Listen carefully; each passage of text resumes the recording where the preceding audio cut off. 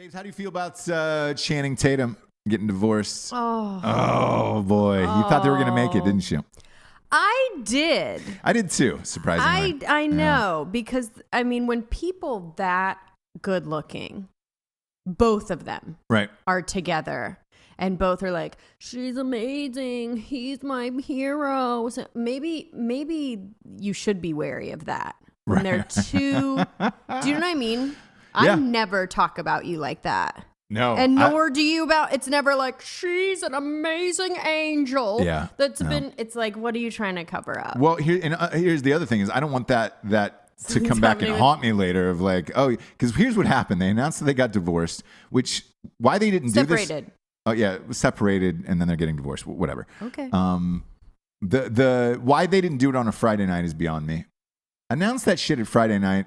Because it's the weekend, nobody, everybody's going to be watching the Masters. Like, right. Why didn't you wait for that press storm to go? Why on a Monday night? Yeah, so that people can be talking about it? Poor form on that. You always go Friday night to bury these stories. But I've met them. They had a party at their house, and long time ago, right after their first movie, Step Up. Okay, so they had just gotten married then. Yeah. Just gotten married and kind of like... just gotten famous, sort of. Yeah. And they had a big party at their house. Got to meet them.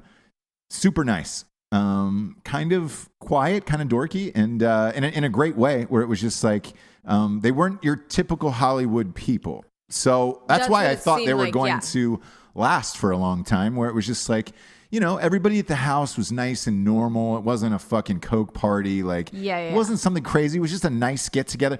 I think it might have been like a housewarming thing. Great. They were great. So that one's sad. I thought they would last. 'Cause both of them are like dancers too. Yeah. That's both hot dancers that like they work together. They do a lot of projects together because he's got a production company. He's a friend of Article 15. Yes. Yeah. Jared and those guys. And Drinking Bros. And again, great guy. So so is she. I was surprised. I thought that one would have made it. Well, it's one of those classic, from what it sounded like, it was a classic, like, I want to stay home and be normal, and you want to have Who was that? Channing. He wanted to stay home and be normal? No, he wanted to have experiences outside of the marriage. Whatever that means. Okay. Experiences. Like, it sounds like he just wants to like travel and do a bunch of movies and like not be home as much as she wanted him to be home. Which is cool, but it's like, man, I can tell you personally, knowing his cut just off of Magic Mike, forget anything else he's ever done in his career. Right. Just his cut off of Magic Mike, he's over $100 million. He's good. Way good. Way good. So my question becomes, and we've had a mini debate about this, is when is enough, and do you know? When do you know that enough is enough? Somebody asked me this in a podcast interview the other night, maybe a week ago or whatever it was, and they were like, hey, what's your end game? What's your final thing? Would there be anything that would move you out of North Carolina? Would there be anything? And I was like, thinking about it, I've always wanted my own TV show. Right. That's been probably the last thing on my, dream list of career accomplishments. I want Matt's book to come out. I want my next book to come out, and I love doing this show. I love doing Drinking Bros.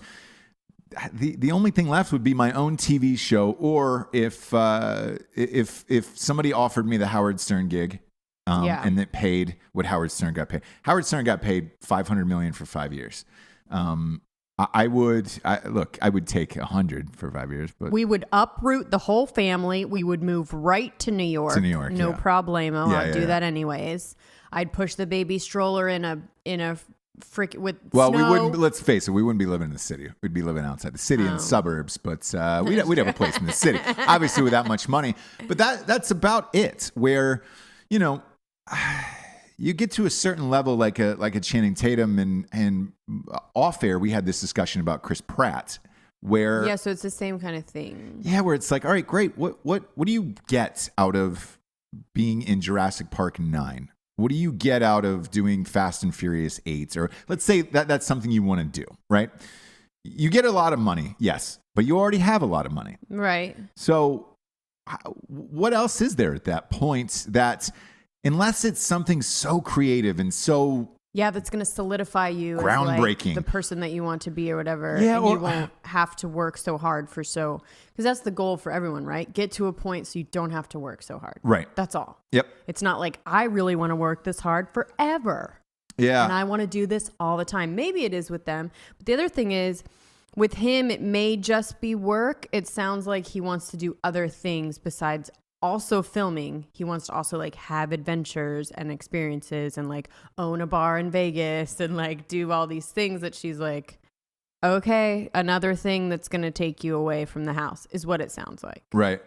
I don't know. To me personally, like you, if you really start getting down to it, if I'm that big of a movie star, like if I'm that big on the Channing Tatum level, I would look at it like this. If it is not a groundbreaking Pulp Fiction type thing, where it's just a completely fresh original movie that's, you know, that could change lives or something like that. Mm-hmm. What else is there, bro? Like, you know, you can do these action movies. You can play a fucking superhero, but I mean, God damn, why? I think he loves it. I think he's one of those that like loves it. The power of it. Like even these comedies that he does, I think he loves like being funny too, and like people considering him funny in that group, and he likes to be an action. Here's the thing with that. Doing comedies, and look, I've shot out of the 27 fucking movies or whatever, 25 of them have been comedies. Comedies are 3 month shoots on a studio level, like on a big budget studio level. It's a long time. It's 3 months. Well, it's 5 days a week. So you have the weekends off. Typically, you shoot in LA. If you're a Channing Tatum, and because he's producing all of these. He produced 21 Jump Street. He produced like Magic Mike. All of this shit now he's producing. He can walk into the studio. He's that big of a star and say, "Hey guys, I really want to do this movie X, whatever that is, comedy. But I want it to be shot in LA.